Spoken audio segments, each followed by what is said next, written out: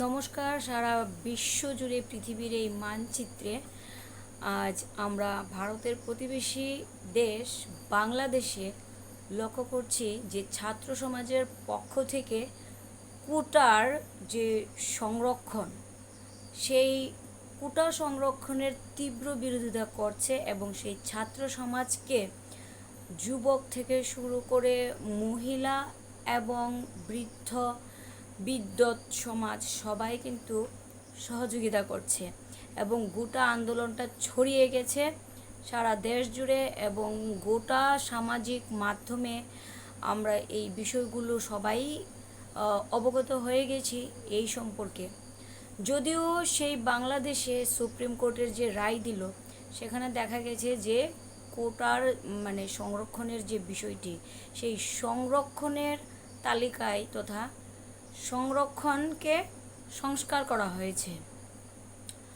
তো সংস্কার জিনিসটা আসলে যেভাবে তারা করেছে সেটা আমরা দেখলাম যে মেধার ভিত্তিতে 93% এবং দেখা গেছে যে মুক্তিযোদ্ধাদের 5% এবং দেখা গেছে যে 2% অন্যান্যরা। এর মধ্যে কিন্তু মহিলাদের জন্য কোনো সংরক্ষণ নেই, সেটাও কিন্তু লক্ষণীয় এবং অনেকটা বিতর্কিত মন্তব্য ছড়িয়ে দিয়েছে তো নারী সমাজের মধ্যে। এখন এই নিয়ে অনেক চলছে তুমুল জল্পনা কল্পনা, তর্ক বিতর্ক সব কিছু, এবং এর যে একটা প্রভাব আমাদের ভারতবর্ষে, আমাদের প্রত্যেকটা ভারতীয় নাগরিকের মধ্যেও একটা বিষয়, একটা সচেতনতা জেগেছে যে না, এই ভারতেরও সংরক্ষণের যে ব্যবস্থা সেটার মধ্যেও যেন সংস্কার করা হয়। তো আসলে এই যে এই সংরক্ষণ ব্যবস্থা নিয়ে আজকে আমি পরিষ্কারভাবে দুটো কথা বলতে চাইছি। আপনারা সবাই জানেন যে মহান দার্শনিক ঋষি শ্রী প্রভাত রঞ্জন সরকার প্রদত্ত সামাজিক অর্থনৈতিক দর্শন প্রাউড আদর্শ বাস্তবায়নের জন্য আমি কাজ করি এবং সেই সঙ্গে ত্রিপুরা রাজ্য সহ পশ্চিমবঙ্গ, আসাম, বিহার, ঝাড়খণ্ডের আন্দামান নিকোবর দ্বীপপুঞ্জ, এগুলা পুরাটাই একটা বাংলার যে বাঙালি অধ্যুষিত অঞ্চল নিয়ে বাঙালিস্তানের যে আন্দোলন, সেই আন্দোলনের আমি একজন সমর্থক কর্মী এবং সেই অনুযায়ী আজকে শ্রী প্রভাত রঞ্জন সরকার যে সুন্দরভাবে বর্ণনা করেছেন সংরক্ষণ নিয়ে, সেটা আমি বলতে চাইছি। উনি স্পষ্টই বলেছেন, এখানে আমি বইটি দেখিয়ে দিচ্ছি, প্রাউটের অর্থনীতি, আর্থিক মুক্তির নবদিগন্ত, শ্রী প্রভাত রঞ্জন সরকার। এখানে একটা জিনিস উনি উল্লেখ করেছেন যে পিছিয়ে পড়া শ্রেণীর চাকরি প্রাপ্তি ও তাদের অর্থনৈতিক উন্নতির উদ্দেশ্যে কিছু কিছু দেশে সংরক্ষণ ব্যবস্থা চালু আছে। প্রাউড আদর্শ অনুসারে অবশ্য সংরক্ষণ ব্যবস্থা থাকা উচিত নয়। যখন প্রাউড ব্যবস্থার প্রবর্তন হবে তখন যেহেতু সকলের প্রগতি সুনিশ্চিত হবে, সেহেতু কেউই চাকরিতে সংরক্ষণের প্রয়োজনীয়তা উপলব্ধি করবে না। তখন এমন এক কর্মসংস্থান হবে যে সে সময় মানুষকে কাজ খুঁজতে হবে না, কাজই মানুষকে খুঁজবে।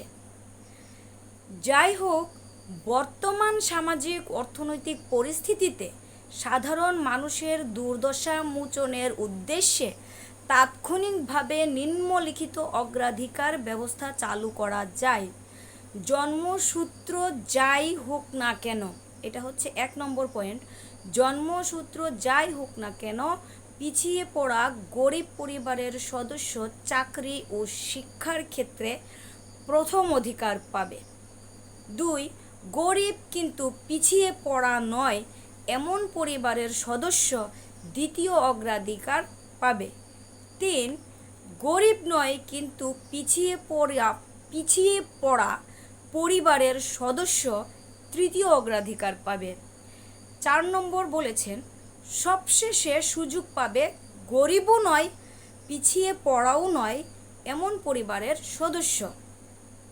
এখানে পিছিয়ে পড়া পরিবার বলতে বুঝাবে যে পরিবারের সদস্য অতীতে কোনো চাকরি বা শিক্ষার সুযোগ পায়নি, যতক্ষণ না দেশ দারিদ্র্যমুক্ত হয়, অর্থাৎ যতক্ষণ না সকলের ন্যূনতম প্রয়োজন প্রাপ্তি সুনিশ্চিত হয়, ততক্ষণ এই পরিবারগুলি এই সুবিধা পেতে থাকবে।